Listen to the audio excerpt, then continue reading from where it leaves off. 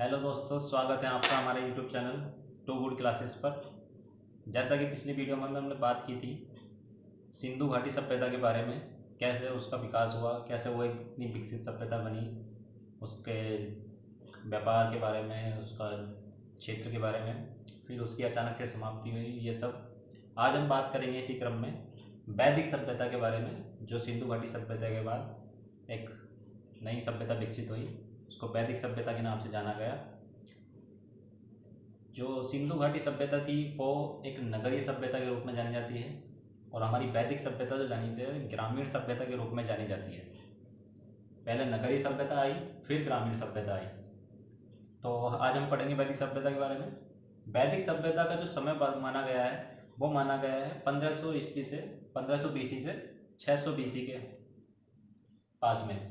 तो वैदिक सभ्यता को एक लंबा पीरियड है 1500 बीसी से 600 बीसी तक।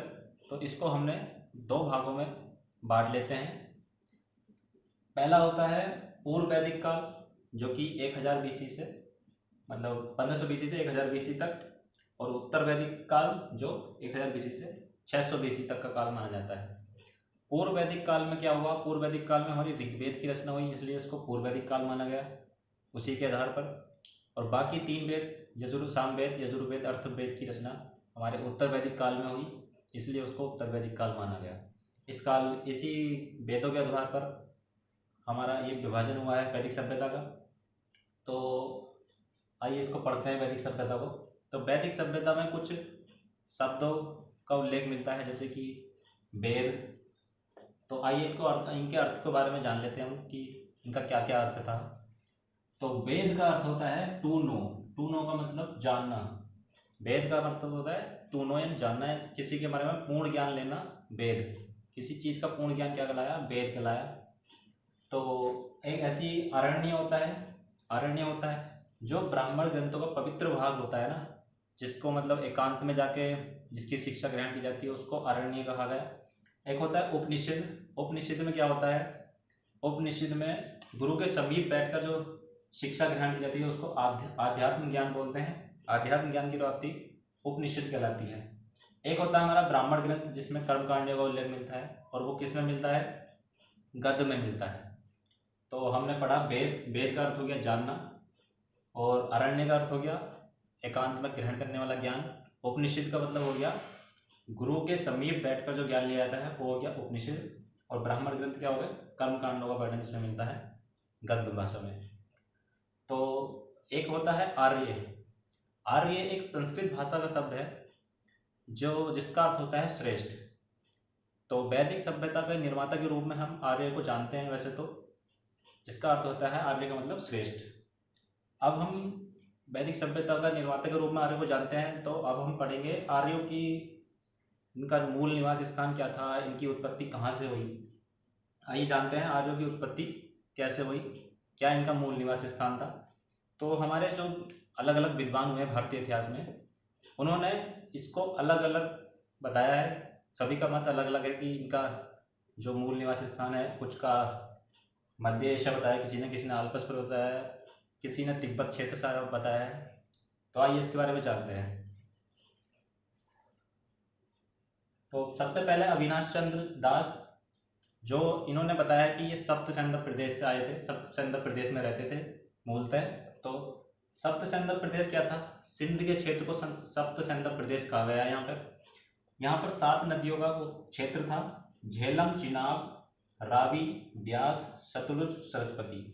इन 7 नदियों के क्षेत्र को सप्त सेंद्र प्रदेश कहा गया है, और अविनाश चंद्र दास ने आर्यों को सप्त सेंद्र प्रदेश का बताया है। और अगला है हमारा मैक्स मूलर। मैक्स मूलर ने मध्य एशिया का इनका मूल निवास स्थान बताया है, जो कि भारतीय इतिहास में सर्वाधिक मान्य है कि जो आर्यंस थे हमारे, वो मध्य एशिया में निवास करते थे मूल निवास स्थान। अगला है डॉक्टर संपूर्णानंद। इन्होंने आल्पस पर्वत के क्षेत्र के आसपास का बताया है आर्यंस को। अगला है बाल गंगाधर तिलक, जिन्होंने आर्कटिक क्षेत्र, जो कि उत्तरी ध्रुव है, पृथ्वी का उत्तरी ध्रुव, आर्कटिक क्षेत्र से आर्यंस का मूल निवास बताया है। अगला है हमारा स्वामी दयानंद सरस्वती, जो कि एक महान समाज सुधारक है। इन्होंने आर्यंस को तिब्बती क्षेत्र के आसपास का बताया है। तो हमें ये सारे कारण इनके याद रखने हैं, लेकिन इसमें सबसे इसमें सबसे इम्पोर्टेंट है हमारा मैक्स मूलर, जिन्होंने मध्य एशिया आर्य का निवास स्थान क्या बताया है, मध्य एशिया, जो सर्वाधिक मान्य है। ये हमें इम्पोर्टेंट है, ये याद रखना है। बाकी संपूर्णानंद ने अल्पस का बताया, ध्यान रखना है। बाल गंगाधर तिलक का भी आर्कटिक क्षेत्र, ये तिब्बत उत्तरी ध्रुव क्षेत्र। तिब्बती क्षेत्र किसने बताया, स्वामी दयानंद सरस्वती के द्वारा। ये है आर्यों का मूल निवास, जो अलग अलग विद्वानों ने अलग अलग स्थान बताया है। सर्वाधिक मान्य मध्य एशिया, मैक्स मूलर के द्वारा दिया गया है। अब हम पढ़ेंगे आर्यों की जानकारी के स्रोत, कि आर्य की जानकारी स्रोत हमें कहाँ से मिलते हैं, कि आर्य किस मतलब उनके पुरातात्विक स्रोत और साहित्यिक स्रोत दोनों के बारे में बात करेंगे हम। तो आइए पढ़ते हैं आर्यों की जानकारी के स्रोत। साहित्यिक स्रोत एवं पुरातात्विक स्रोत। पुरातात्विक स्रोत वे स्रोत होते हैं जिसकी जानकारी हमें किसी भू अभिलेख से, किसी अवशेषों से, किन्हीं गुफाओं से या शिलालेखों से मिलती है, उनको बोलते हैं पुरातात्विक स्रोत। और एक होता है हमारे साहित्यिक स्रोत। साहित्यिक स्रोत का मतलब होता है लिखित जानकारी। किसी के विषय में अगर लिखित जानकारी मिलती है तो उसको बोलते हैं हम साहित्यिक स्रोत। तो आर्यों की जानकारी के स्रोत हमारे पास साहित्यिक स्रोत भी हैं और पुरातात्विक स्रोत भी हैं। तो सबसे पहले हम पढ़ेंगे पुरातात्विक स्रोत के बारे में। पुरातात्विक स्रोत क्या है आर्यों की जानकारी का, वो इम्पोर्टेंट है, वो है बोगाज-कोई का अभिलेख। बोगाज-कोई अभिलेख में क्या है, 1400 BC के आसपास के इस अभिलेख में 4 देवताओं के बारे में जानकारी मिलती है, इंद्र, वरुण, मित्र और नाशक्ति। इंद्र, वरुण, मित्र और नाशक्ति, 4 देवताओं के बारे में जानकारी किस अभिलेख से मिलती है, बोगाज-कोई का अभिलेख, जो कि 1400 BC के आसपास का है। ये इंपॉर्टेंट है, ये एग्जाम में पूछा गया है कि इंद्र, वरुण, मित्र, नाशक्ति देवताओं की जानकारी किस अभिलेख से मिलती है, तो बोगाज-कोई अभिलेख से मिलती है, जो कि आर्यस की जानकारी का एक पुरातात्विक स्रोत है। आगे हम पढ़ेंगे पूर्व वैदिक काल और उत्तर वैदिक काल में क्या अंतर था। तो पूर्व वैदिक काल में जो हमें मृतभांड मिले हैं वो गैरिक मृतभांड पाए जाते थे पूर्व वैदिक काल में। उत्तर वैदिक काल में वो चित्रित दूसरे मृतभांड पाए जाने लगे।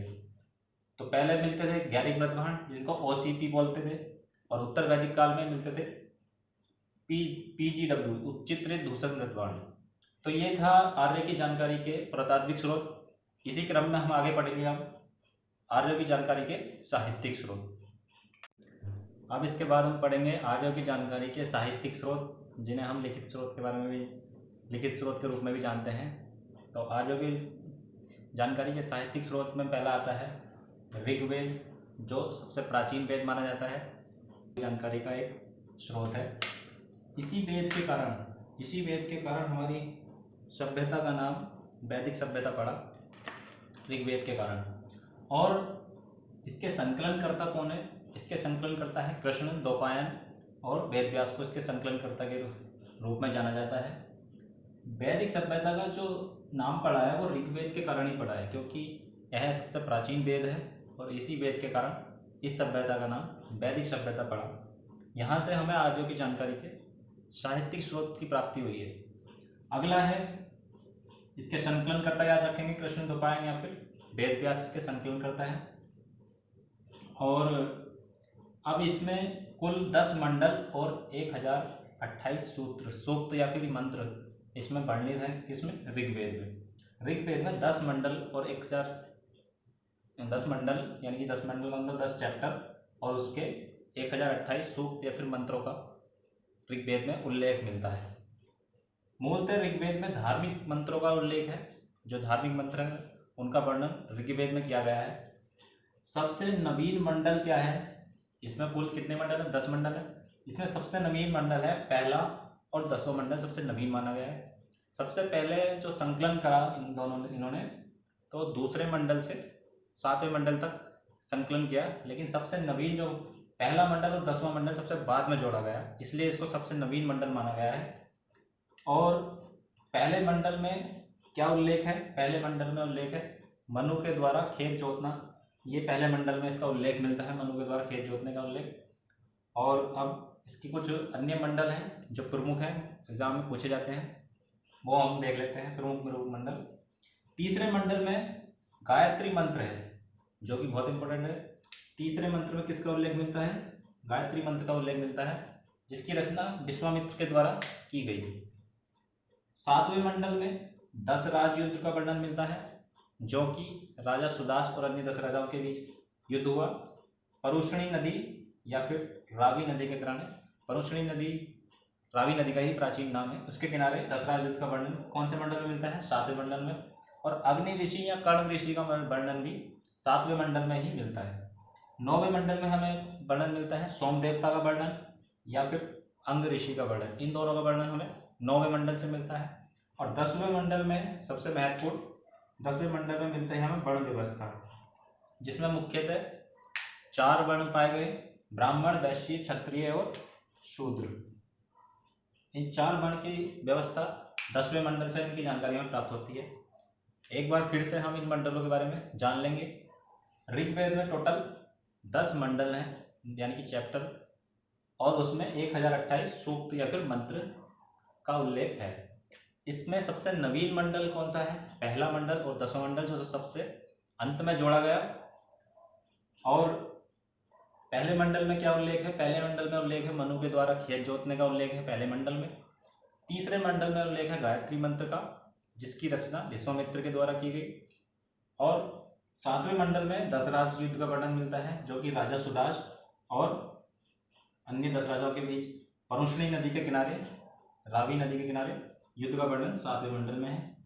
9वें मंडल में अंग ऋषि या फिर सोम देवता का वर्णन मिलता है। सोम देवता का वर्णन ये एग्जाम में पूछता है कि सोम देवता का वर्णन ऋग्वेद के किस मंडल से मिलता है? तो 9वें मंडल से। 10वें मंडल से क्या मिलता है? 10वें मंडल से हमें वर्ण व्यवस्था की जानकारी होती थी। जो वर्ण कौन कौन से थे? ब्राह्मण, वैश्य, क्षत्रिय और शूद्र। इन 4 वर्ण की जानकारी हमें 10वें मंडल से, ऋग्वेद के 10वें मंडल से प्राप्त होती है। तो ये था ऋग्वेद के बारे में। सबसे प्राचीन वेद है। इसका संकलन करता कृष्णद्वैपायन और वेद व्यास को माना गया है। 10 मंडल हैं, इसमें 1028 सूक्त हैं, ठीक है। और ये इसके प्रमुख मंडल हो गए। अगला पढ़ेंगे हम सामवेद। सामवेद में क्या है? सामवेद को संगीत का वेद माना गया है। संगीत का वेद सामवेद को माना गया है। और भारतीय संगीत का जनक भी सामवेद को ही माना जाता है। इसमें 7 स्वरों का सर्वप्रथम उपयोग इसी वेद में किया गया था, सामवेद में। और उसके अगले बाद आता है यजुर्वेद। यजुर्वेद में क्या दिया गया है? यज्ञ की विधियों का वर्णन दिया गया है। गद और पद दोनों में इसका वर्णन किया गया है, इसलिए यजुर्वेद में क्या हो गया? यज्ञ की विधियों का वर्णन गद एवं पद दोनों में, इसलिए गद और पद का वेद भी यजुर्वेद को ही माना जाता है। अगला वेद है हमारा अर्थवेद। अर्थवेद में क्या कहा गया है? जादू, टोना और वशीकरण के विषय में अर्थवेद में बताया गया है। अर्थवेद को ही श्रेष्ठ वेद या फिर सबसे बाद का वेद मानते हैं। ये वेद का क्रम है। पहले नंबर पर आया ऋग्वेद, दूसरे नंबर पर सामवेद, फिर यजुर्वेद, फिर अर्थवेद। सबसे प्राचीन हो गया हमारा ऋग्वेद। ये वेदों का क्रम भी है, क्रम भी याद रखना है, क्रम भी एग्जाम में पूछ सकता है। तो सामवेद में संगीत का वर्णन मिलता है। यजुर्वेद में यज्ञ की विधियां, उसके नियमों का वर्णन मिलता है। अर्थवेद में जादू, टोना, वशीकरण, मृत्यु आदि का उल्लेख मिलता है, इसमें अर्थवेद में। अब इसके आगे हम पढ़ेंगे